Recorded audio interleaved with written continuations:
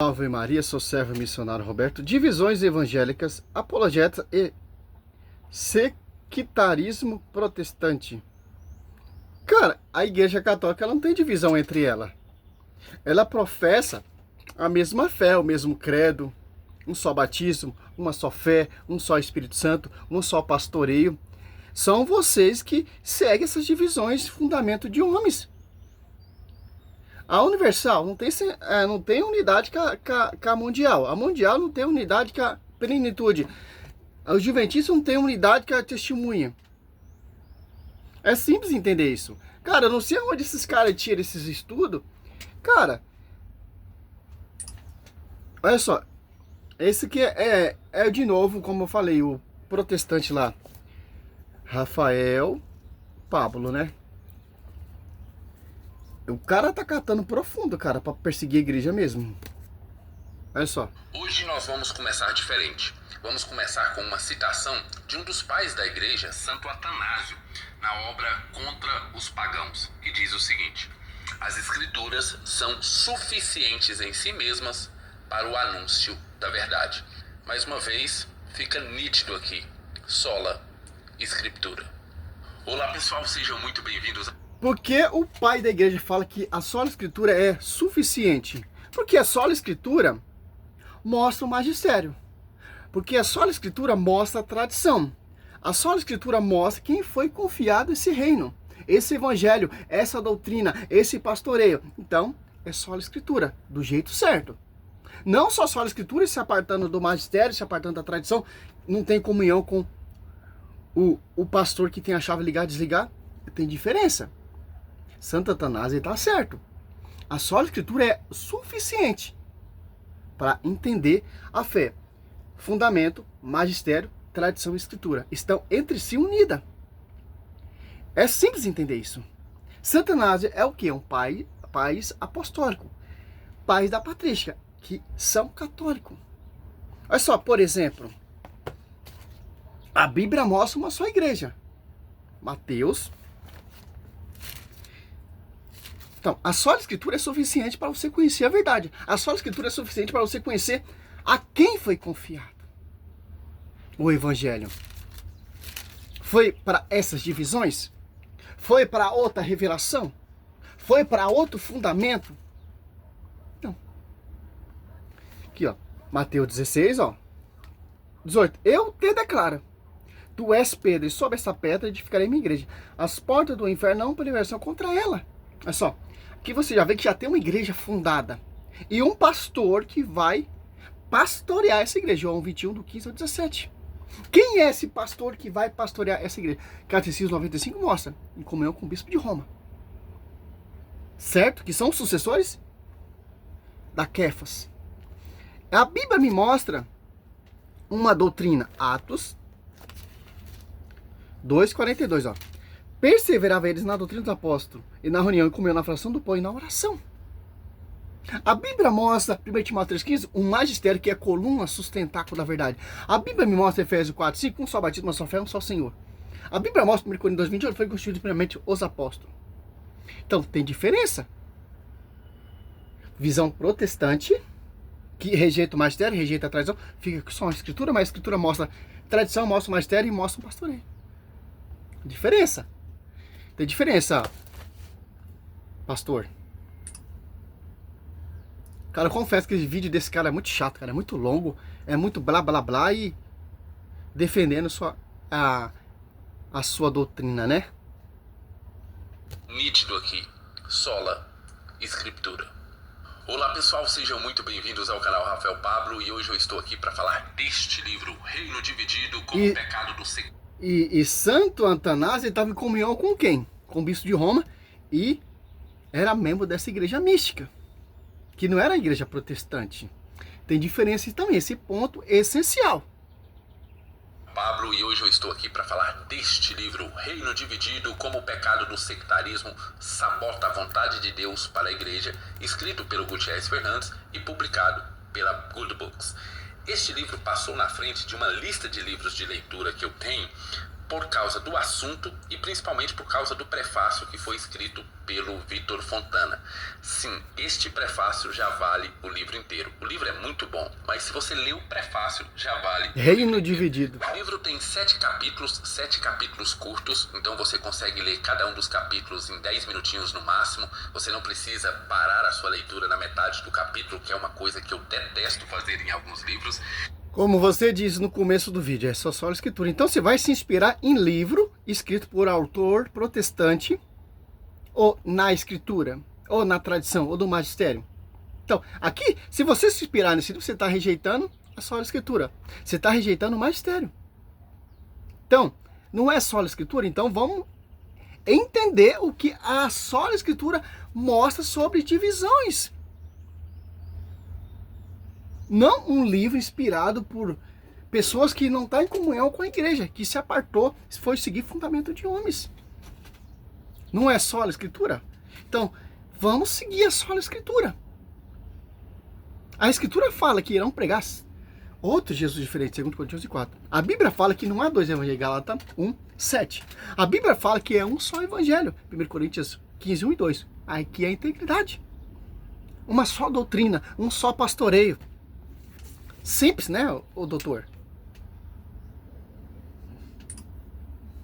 Livros. Então você consegue rapidamente ler cada um dos capítulos e entender a intenção do autor em cada um deles. Nós temos no primeiro capítulo o autor falando sobre o problema do sectarismo, e este é um dos principais capítulos que você deve ler com bastante atenção, porque vai fundamentar os demais capítulos desta obra.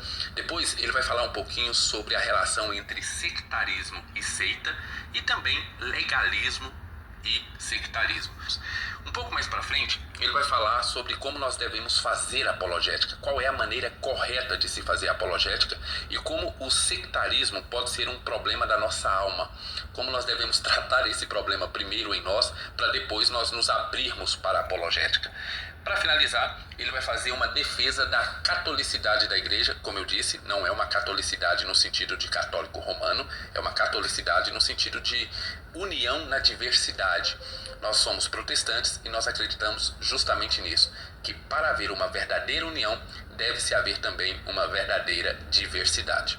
Bem, feito tudo isso, eu preciso apenas alertar sobre o capítulo 6. Sim, o capítulo 6 é um probleminha desse livro que eu vou tratar aqui no final desse vídeo.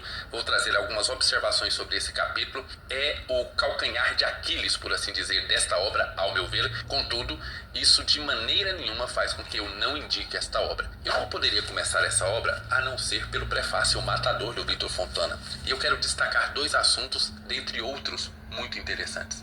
O primeiro é como o Vitor Fontana fala que muitas vezes nós somos editores da nossa própria tradição. O que ele quer dizer com isso é o seguinte: nós vamos para as escrituras, selecionamos os textos que nós gostamos, os textos que nós achamos mais importantes. Depois, nós vamos para a teologia e para os autores, pegamos aqueles autores e teólogos que também beneficiam a nossa visão. Por isso que nós somos guiados pelo magistério, que tem autorização de interpretar a Bíblia. Para quê? Para não correr divergência, para não correr a interpretação errada, para não ter diversas divisões e diversas interpretações. Paulo já discorda desse livro, porque Paulo fala aqui em 1 Coríntios, ou Filipenses 2:2, 1 Coríntios 1:10, ó. Aqui Paulo vem falar à comunidade, aos coríntios, né? Roga-vos, irmãos, em nome de nosso Senhor Jesus Cristo, que todos estejam em pleno acordo, que não haja entre vós divisões. Viver em boa harmonia, no mesmo espírito, no mesmo sentimento.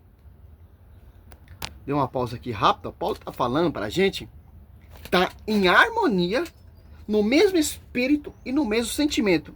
A quem? A coluna sustentar da verdade. A quem? As apóstolos 2:42. Perseverava ele na doutrina dos apóstolos. A quem? Sobre o pastoreio, sobre o magistério. Olha só, aqui Paulo já está dando um tapa e excomungando esse livro, porque Paulo está falando que não podemos ter divisões. E porque o protestantismo está seguindo essas divisões. Cada dia surge uma igreja nova, um pensamento novo, um fundador novo.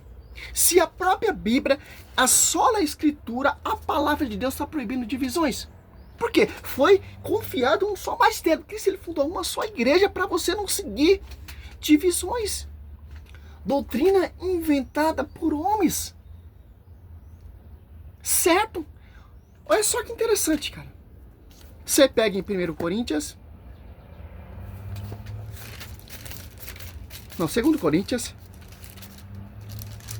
11, 4. Porque quando aparecer alguém pregando vos outros Jesus diferente, ó, já aconteceu divisões.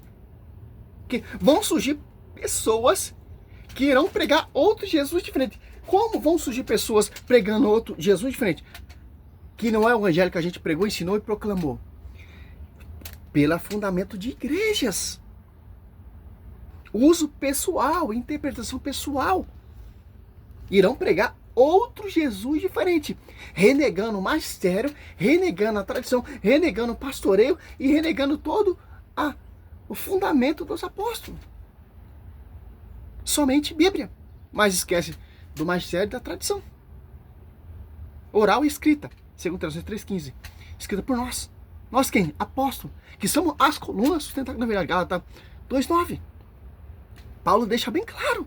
E quem Paulo está combatendo aqui? Os falsos apóstolos, que se vai descer e se afirmam iguais a nós, como Edir Macedo se afirma bispo, que não tem comunhão com a igreja verdadeira, que não tem envio, que não tem pastoreio, foi lá, fundou a igreja por si próprio, porque ele já seguia outro fundamento protestante. A mesma linha de raciocínio ao Valdomiro Santiago, ao Genoduque, o Hélio White, essas igrejas vindo de homens, a esse apologeta aí, Rafael Pablo, segue pensamento, doutrinas de homens, que se afirma que está com a verdade, que Paulo está combatendo essas heresias contra os falsos apóstolos. Naquela época já tinha essa rincha de pessoas pregando Jesus, a palavra de Deus. Mas não é do ministério, não é do nosso. Aquele que não é contra mim é a favor a mim. Marcos 9, Lucas 9. 2 Coríntios 11, 12. Mas o que faço? Continuarei a fazer para cortar pela raiz todo pretexto, aquele que procura algum pretexto para se envaidecer e se afirmar iguais a nós. Ó. Olha só.